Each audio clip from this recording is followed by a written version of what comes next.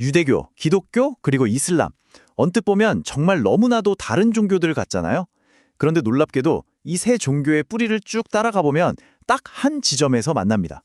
어떻게 하나의 기원에서 이렇게나 다른 세 신앙이 나오게 된 걸까요? 오늘 그 거대한 이야기의 비밀을 한번 파헤쳐 보겠습니다.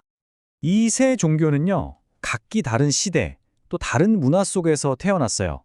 그런데도 왜 하나같이 입을 모아서 자신들의 시작이 바로 아브라함이라고 말하는 걸까요? 이게 바로 오늘 우리가 풀어야 할 가장 핵심적인 질문입니다. 자, 첫 번째 파트입니다. 시작은 한 사람. 모든 이야기는 바로 이 아브라함이라는 인물 한 명에게서부터 시작됩니다. 도대체 이 사람이 왜 그렇게까지 중요한지 그것부터 한번 살펴보죠. 아브라함은 그냥 오래전 역사 속 인물? 그게 아니에요. 그는 신과 인간이 말하자면 처음으로 직통전화를 개설한 것 같은 그런 직접적인 관계를 맺는 그 순간을 상징하는 아이콘인 거죠. 그러니까 우리의 뿌리가 아브라함이다라고 말하는 건 우리의 정통성은 다른 누구도 가는 신에게서 바로 온 거다라고 선언하는 것과 똑같습니다. 바로 이거죠. 세 종교 모두 아브라함이라는 연결고리를 통해서 자신들의 정당성을 확보하려는 거예요. 그리고 이 모든 주장의 한가운데에는 아주 중요한 단 하나의 키워드가 자리 잡고 있습니다. 두 번째 파트, 핵심 단어, 바로 언약입니다. 이 언약이라는 개념을 제대로 이해해야만 세 종교의 이 복잡하게 얽힌 관계를 풀 수가 있거든요. 이게 바로 열쇠입니다. 우리가 보통 친구랑 하는 그런 약속과는 아예 차원이 다른 개념이에요.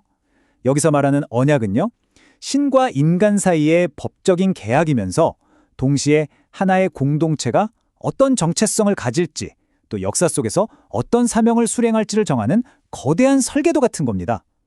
말 그대로 신이 이 세상에 직접 개입했다는 선언인 셈이죠. 이 언약의 개념을 네 가지 차원으로 나눠보면 훨씬 더 명확해져요. 첫째, 신과 인간의 법적 계약 관계를 설정하고요. 둘째, 그걸 통해서 우리라는 공동체의 정체성을 만들어냅니다. 셋째, 역사 속에서 우리가 뭘 해야 하는지 그 사명을 부여하죠. 그리고 마지막으로 신이 더 이상 저 멀리 있는 방관자가 아니라는 걸 세상에 딱 선포하는 겁니다. 자, 세 번째 파트, 세계의 해석입니다. 이제 진짜 이야기의 핵심으로 들어갑니다. 도대체 어떻게 이 언약이라는 똑같은 뿌리에서 세 갈래의 전혀 다른 길이 나오게 된 걸까요? 이거 정말 놀랍지 않나요?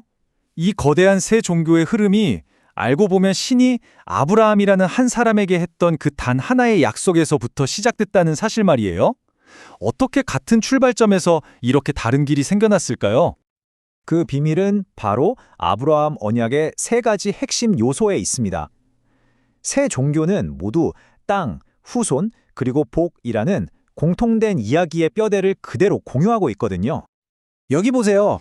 똑같은 땅이라는 개념인데 유대교에서는 약속의 땅 가나안, 기독교에서는 하늘의 나라, 그리고 이슬람에서는 메카나 예루살렘 같은 성지로 각각 다르게 해석을 합니다. 후손의 개념도 마찬가지예요.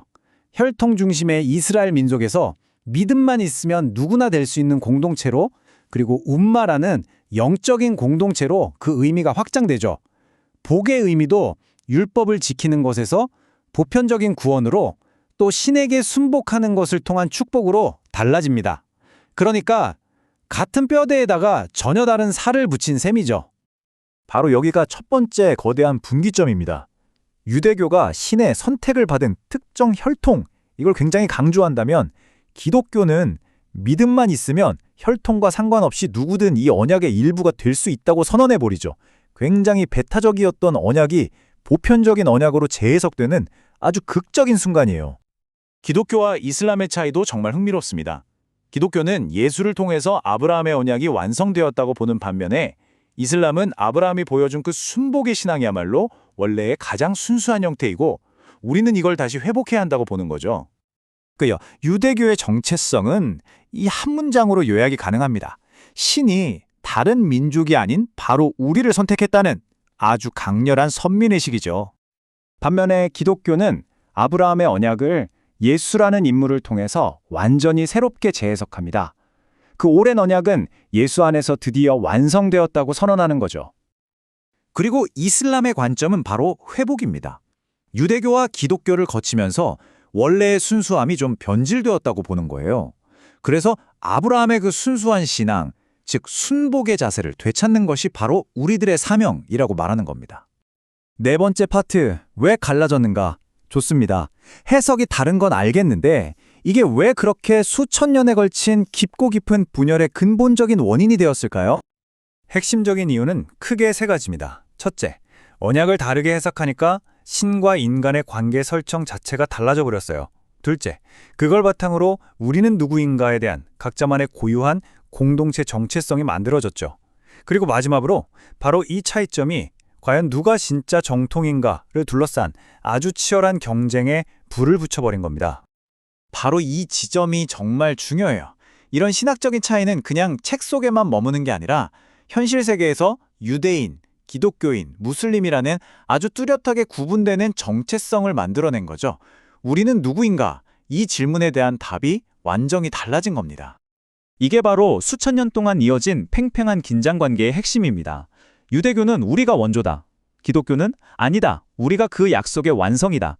그리고 이슬람은 둘 다 아니고 우리가 잃어버린 원형을 복원하는 것이다. 이렇게 서로의 정통성을 두고 계속해서 경쟁해온 역사인 거죠. 자, 이제 마지막 파트입니다. 한 뿌리 다른 길. 이 모든 논의를 종합해보면 과연 어떤 큰 그림이 그려질까요? 핵심은 바로 이거예요. 아브라함의 언약은 그냥 종교 이야기가 아니고요. 신과 인간, 공동체와 역사에 대한 근본적인 질문에 답하는 하나의 거대한 패턴이었던 겁니다. 그리고 이 하나의 패턴이 세 개의 서로 다른 문명과 세계관을 만들어낸 거죠. 이것이 바로 이 이야기의 가장 큰 역설이라고 할 수 있습니다. 그들을 하나로 묶어주는 바로 그 공통의 뿌리가 믿기지 않게도 그들을 갈라서게 만든 가장 강력한 원인이 되어버렸다는 것. 정말 아이러니하죠? 하나의 기원. 이것이 그저 분열과 갈등의 이유로만 남아야 할까요? 어쩌면 서로가 왜 다른지를 이해할 수 있는 아주 놀라운 출발점이 될 수도 있지 않을까요? 이 질문을 여러분께 남기면서 오늘 설명을 마치겠습니다.